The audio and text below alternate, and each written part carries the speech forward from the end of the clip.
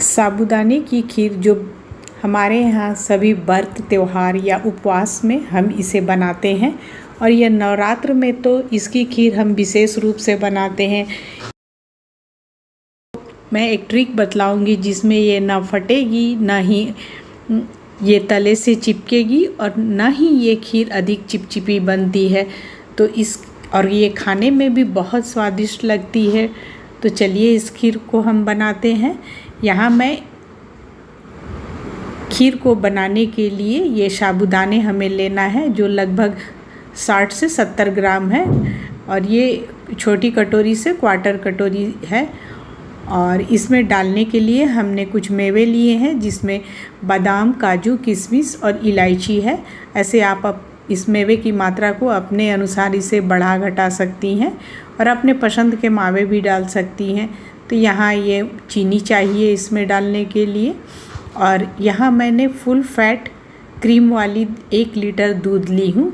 ये 1 लीटर दूध की क्वांटिटी मैं बतला रही हूँ इस खीर में। इसमें 60 से 70 ग्राम के करीब साबूदाने पड़ते हैं।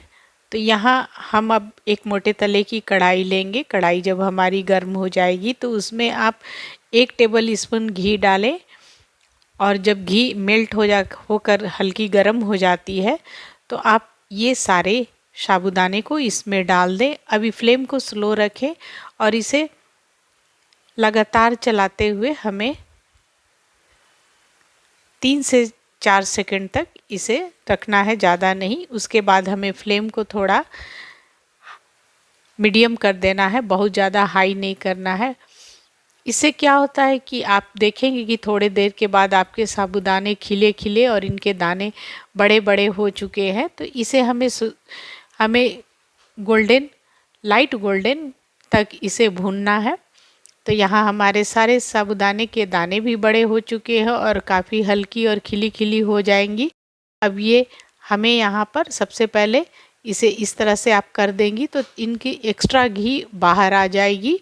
और यहाँ सबसे पहले हमें अब स्टोव को ऑफ कर देना है। फ्लेम को इसे स्लो मीडियम पर ही इसे इस तरह का फ्राई कर लेंगी। तो अब इसे मैं आधे मिनट के लिए छोड़ दूंगी। तो इससे क्या होगा, जो भी एक्स्ट्रा घी है वो निकल कर बाहर आ जाएगी। फिर इसे आप किसी बर्तन में सारे साबूदाने को निकाल लें। निकालने के बाद जो घी बचेगी उसे मैं बाद में किसी और भी चीज़ में इस्तेमाल कर जाऊंगी। यही वो ट्रिक थी जिसमें आप साबूदाने को फ्राई कर देंगी ना तो आपके खीर भी अधिक चिपचिपी नहीं बनेगी और ना ही तले को पकड़ेगी और ना ही फटेगी आपकी खीर। अब यहाँ मैं 1 लीटर दूध को इसे बॉयल होने तक गर्म करूँगी।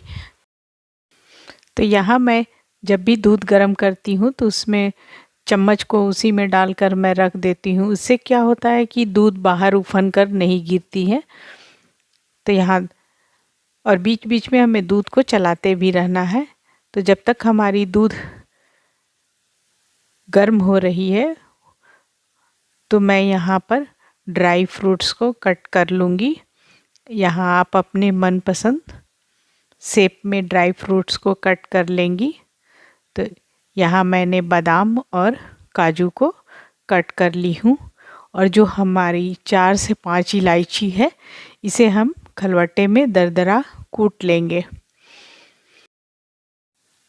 और इलायची को हमें सबसे लास्ट में डालना है और दूध को बीच बीच में हमें चलाते रहना है। इस तरह से आप दूध को चलाते रहेंगी और जब दूध में बॉयल आ जाए तो इसे बस 1 मिनट तक ही उबालना है। उसके बाद इसमें आप साबूदाने जिसे मैंने तल कर रखा था उसे डाल दें और यहाँ पर इसे चला दें ऊपर नीचे। अब यहाँ जो मैंने कटी हुई ड्राई फ्रूट्स रखी हूँ उसे भी मैं साबूदाने के बाद तुरंत डाल दूँगी। इससे क्या होगा कि वो दूध में काफ़ी अच्छी तरह से पक जाएंगी। तो उपवास में फिर इसे पचाना बहुत आसान होता है और ये हमारे शरीर को और अधिक एनर्जी देती है। अब यहाँ हमें इस खीर को स्लो फ्लेम पर ही पकाना है। यहाँ कभी भी आप हाई फ्लेम पर नहीं पकाएंगी और हमेशा चम्मच को आप दूध में छोड़ देंगी ताकि ये उफन कर बाहर ना गिरे। तो चम्मच अंदर छोड़ने से ये बाहर की ओर नहीं उफनती है। और इसे थोड़े थोड़े देर पर चलाते हुए हमें करीब 7 से 8 मिनट तक पकाना है। जब हमारी खीर अच्छी तरह से साबूदाने वाली पक जाती है तभी यहाँ पर मिठास आप डालेंगी। अगर पहले डाल देंगी तो फिर वो पकने में दिक्कत होगी। तो यहाँ देखिए हमारी खीर की थिकनेस मुझे इतना ही चाहिए, तो मैं अब यहाँ चीनी डालूँगी और हमारी खीर भी काफ़ी अच्छी तरह से, ऐसे आपको खीर की जितनी थिकनेस चाहिए उतना आप अपने अनुसार रखेंगी। तो यहाँ मैं 2 टेबल स्पून के लगभग चीनी डालूँगी। अगर आपको मिठास कम करनी है तो थोड़ी चीनी को आप कम कर देंगी। अगर आपको मिठास अधिक चाहिए तो थोड़ा सा आप और चीनी की मात्रा को बढ़ा देंगी। ताकि मैंने थोड़ा सा चीनी हाफ चम्मच और डाल दी हूँ इसमें।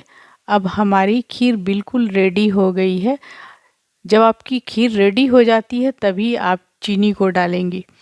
तो यहाँ खीर हमारी बिल्कुल रेडी हो गई है और मुझे इतना ही इसका गाढ़ापन चाहिए।